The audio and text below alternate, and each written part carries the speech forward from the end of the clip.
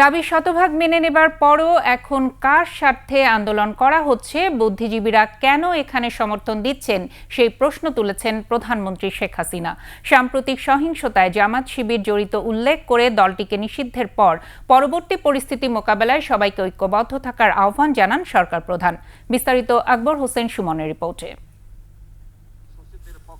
জাতীয় শোক দিবস উপলক্ষে রাজধানীর কৃষিবিদ ইনস্টিটিউশন মিলনায়তনে কৃষক লীগের এই আয়োজন। যোগ দেন আওয়ামী লীগ সভাপতি প্রধানমন্ত্রী শেখ হাসিনা। অগোচরে গড়ে ওঠা ধর্মান্ধ একটি শ্রেণী কোটা সংস্কার আন্দোলনের নামে সহিংসতা চালিয়েছে বলে মন্তব্য করেন প্রধানমন্ত্রী। এটা কোন ধরনের তাণ্ডব, এটা কোন ধরনের আন্দোলন? আর এই আন্দোলনকে আবার আমাদের অনেক জ্ঞানী গুণী বুদ্ধিজীবীরা সমর্থন দিয়ে যাচ্ছে। কিসের সমর্থনটা দিচ্ছে? দাবি যেটা ছিল সেটা তো পূরণ হয়ে গেছে, তারপরে আবার এইভাবে নেমে আসলে আঘাত পায় তো সাধারণ ছাত্রছাত্রী। আর যারা এই আন্দোলনকে কেন্দ্র করে তাদের একটা জিজ্ঞাসা বা সন্ত্রাসী কর্মকাণ্ড, জঙ্গি কর্মকাণ্ড চালায়, তারা তো তাদেরটা করে, তাতে ভুক্তভোগী হয় সাধারণ মানুষ। শিক্ষার্থীদের দাবি শতভাগ মেনে নেয়ার পরও এখন কার স্বার্থে আন্দোলন করা হচ্ছে, সেই প্রশ্ন তোলেন প্রধানমন্ত্রী। যেখানে দাবি শতভাগ মেনে নেওয়া হয়ে গেছে, সেখানে এই আন্দোলন চালিয়ে যাওয়ার কি যৌক্তিকতা আছে?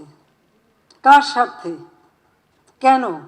বাড়ি বাড়ি ঢুকে ঢুকে কোথায় পুলিশ আছে, পুলিশকে মারতে হবে, আর আওয়ামী লীগ কোথায় থাকে তাকে মারো।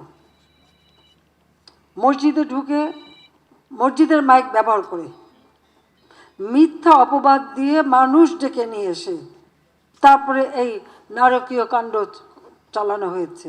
সহিংসতা সৃষ্টিকারী জঙ্গি সংগঠন হিসেবে জামায়াত শিবির নিষিদ্ধের পরবর্তী পরিস্থিতি নিয়েও কথা বলেন সরকার প্রধান। এই কোটা আন্দোলনের ছত্রছায়ায় এরা এসে যেভাবে একটা জঙ্গির সেই ভয়াল দাঁত দেখালো, সন্ত্রাস বিরোধী যে আইন 2009, সেই আইনের 18 ধারা অনুযায়ী এদেরকে ব্যান করে দেওয়া, কারণ এদের জন্য সামাজিক মর্যাদা না থাকে। হ্যাঁ, এরা তো জঙ্গিবাদী হিসেবে আন্ডারগ্রাউন্ডে যে আবার ধ্বংস করার চেষ্টা করবে, কিন্তু সেখানে ওই জঙ্গি সংগঠন হিসেবে এদেরকে মোকাবেলা করা এবং মানুষকে রক্ষা করার চেষ্টা সকলকে মিলে করতে হবে, কারণ বাংলার মাটিতে জঙ্গির ঠাঁই হবে না।